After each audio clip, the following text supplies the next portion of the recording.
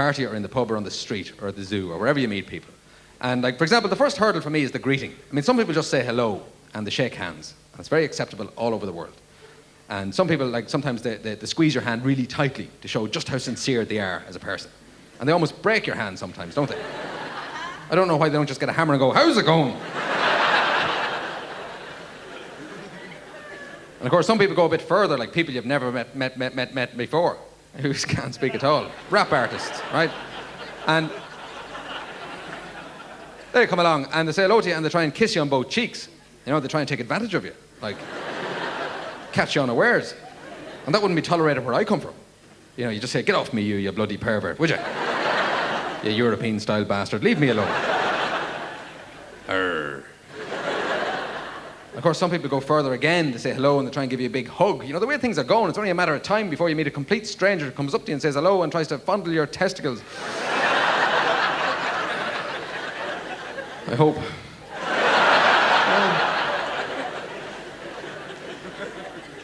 But it's very difficult to know what to say to people. And sometimes, I'm sure you've found this yourselves, you know, you'd end up at a party or something and you'd end up talking to somebody, you've just been introduced to them, and you don't have a clue what to say. And it's really awkward. Very, very tense moment altogether. You just end up looking at each other, sort of going... And, you know, usually I just come clean because I can't stand the tension, and I just say to them, look, this has gone on long enough, right? I don't really have a clue what to say to you. And I can see by your face that you don't really have a clue what to say to me. And to be perfectly honest with you, I have enough friends.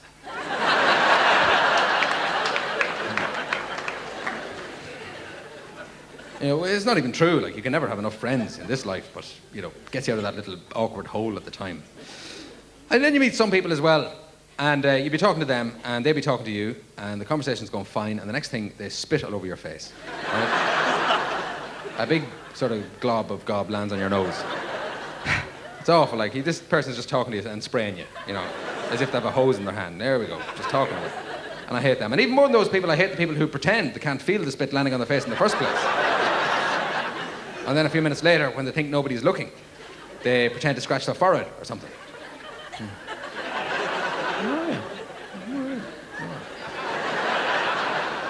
Chicken curry. Oh, no. Filthy pig. And even more than them, I hate the people who don't bother talking to you at all. They just spit at you for no reason. Plenty of them around. And then sometimes you'd end up at a party late at night. You might be in the kitchen and you'd have your elbow in the fridge and you'd end up talking to the most boring person at the party. And all the time he's talking to you, you're desperately trying to hold in a yawn. You know, this kind of thing. You've often been there. And you don't want to offend people by yawning in their face, so you hold it in for ages. Like, you'd hold it in for up to 2 hours. You know, you'd have lockjaw with the grimace. And eventually you've no choice. You know, you just have to let it go. They won't stop talking. And you go...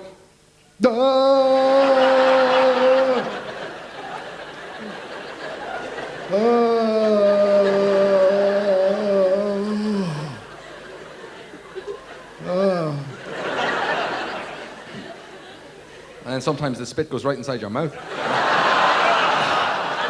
It's disgusting. But I think the main reason why I was no good at ever talking to people, you know, it goes back to the childhood. I was always very shy when I was growing up. And I used to go red very easily. I'd get embarrassed for absolutely no reason. My face would go bright red, especially talking to girls. And homeless people used to warm their hands on my head. I was like, you know, there's the hot boy over there, come on.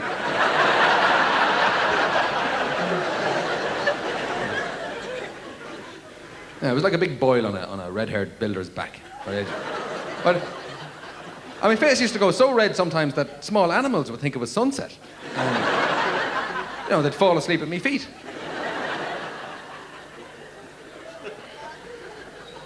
An awful worry. And I couldn't get an erection for years either. Because any time I got remotely excited, all the blood would rush straight to my face with the embarrassment. And I'd just collapse in a heap beside the animals.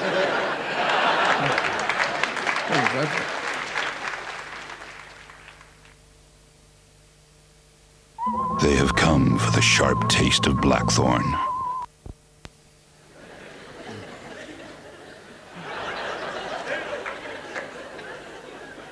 But you know, there comes a time in everyone's life when you have to stand up for yourself and you have to be assertive. And I read the books on assertiveness and I went to the courses, assertiveness training courses, and the good news is they really do work. because I was on the way home on the bus one night from the course, and this old lady sat in beside me and she started talking to me. And I just turned around to her and I said, "Shut up." Huh?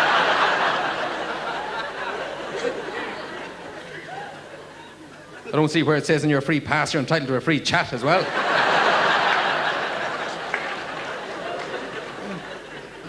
And then she stabbed me. You know?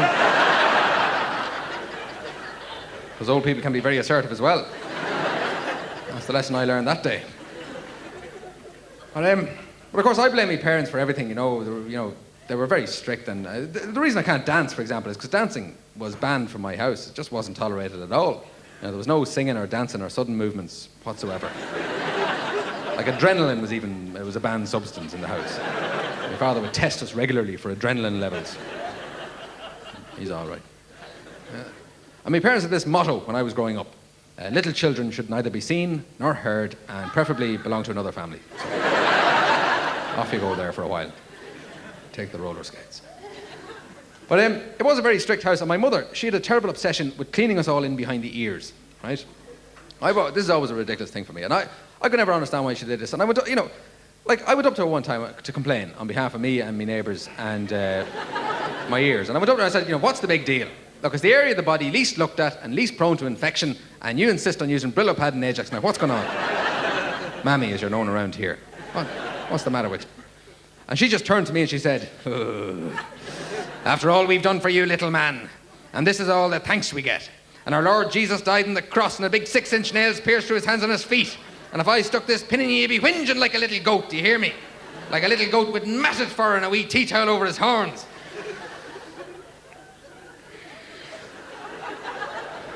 Last time I asked her any questions.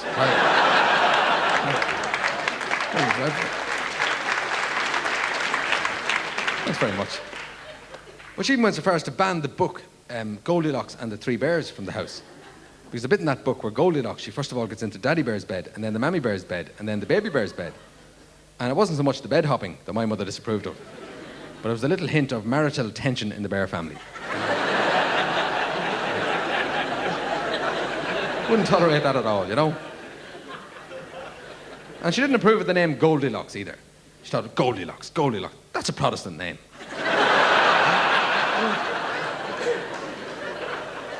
Like, she brought religion into absolutely everything. If I was annoying my little brother, she'd be saying things like, "Well, Jesus didn't pinch his little brother."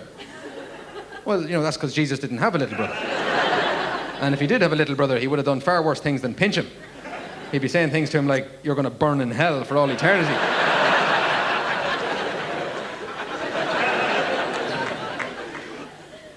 And of course, I was brought up to be a Catholic, and I've no objection to that. And I've no memory of it either, thank God.